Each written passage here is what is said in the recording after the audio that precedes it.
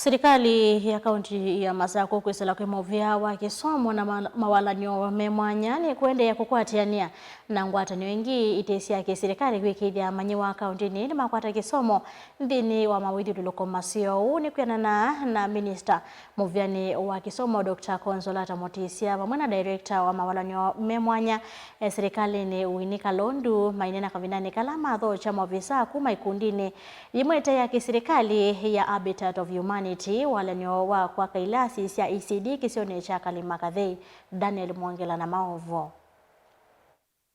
Minista muviani wa Kisomo pamwe na Director wa mawalanio mwana Silikali na kaunti ya Masaku Ene Ianda elesekana mosi etambea kukwatania na ngwatanio itesya Silikali nikenda kuikiithya mawalanio ma Kisomo ni maendeea na Kwailya na muno kisione cha kalimakadhei kati wa isio ingi wa kauntini ya Masaku. Silikali ya kaunti ya Masaku ni kuendeea na uthocha Ene Ianda kivathukan'yo ala metha maitethesya maundu ma maendeleo muviani kivathukan'yo. In what is happening. Let me talk a little about education in Machakos on the ECD side. We have 1,097 ECD centers across the county. 1,097. And due to the rains which were there the previous year, most of the classes have been damaged. And now the students or the children are having a problem on where to learn. But as a county government, we have set a budget to try and build and renovate the classes. But as you know well that money is never enough. The budget is not enough to do what to redo what the rains did to us. We actually need to build 100 classes, and that is a very big budget which we are not able to do. So I'm requesting Child Fund, I'm requesting Mr. Jonathan, what is it called? Habitat for Humanity. If you can still come in again after you have done this good one, we will still appreciate very much. We have very many classes and we have very many students who have no classes. As a county government, we know the importance of the foundation of ECD classes. These students need a strong foundation so that as they go through the other milestones in education, they have a strong foundation. So our Governor, Excellency Madam Muviani, has provided them with food and milk. These kids eat rice and beans, and they take milk twice in a week.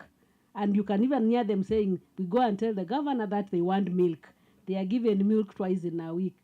That has meant enrollment rise very highly. Na mumawisa kuma ngwatanio ni itesya Silikali ni maelesekana nimekuenda na uthukuma Silikali ino akaunti ya Masaku Kwailya ilasi kwa kaingi ulumuna kwa kanumba kwa ene nthi kuma misini ya ukwati munini.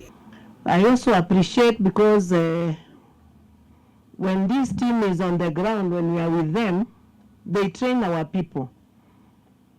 So all the houses built in Masinga, Matungulu and here, our people have been trained by them, by Habitat, and they are the ones who are doing the houses. So we really appreciate for giving them that knowledge. And as we've said, because we have like 5 centers, which the governor, after she did the youth service, she has taken the students there.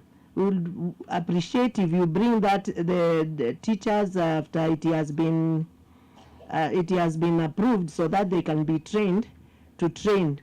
They can also be trained to make bricks and sell to the neighbors so that they can uplift their lives. So thank you very much. God bless you all. Manena ivindani ya walini wimwana wakwambisya waki wa ilasili walaju ene ndi makalimakadhei na mawithyululuko magometha maivicha syana sio na kuendeea na kisomo cha ECD. To really create transformation, we need the public sector, the private sector, and civil society all working together. And we're grateful for the chance to work alongside you.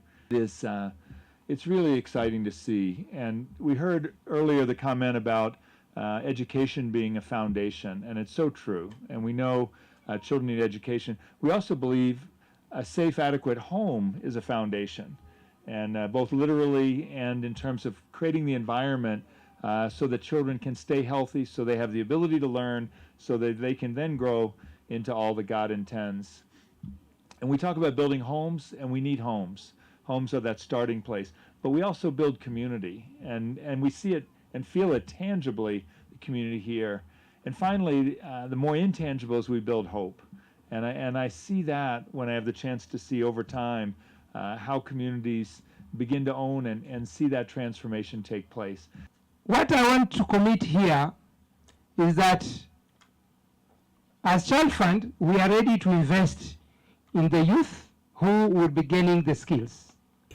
Daniel Mwangela, Mutungo TV, kumuvaka lima kadhei, kinani kauntini ya Masaku.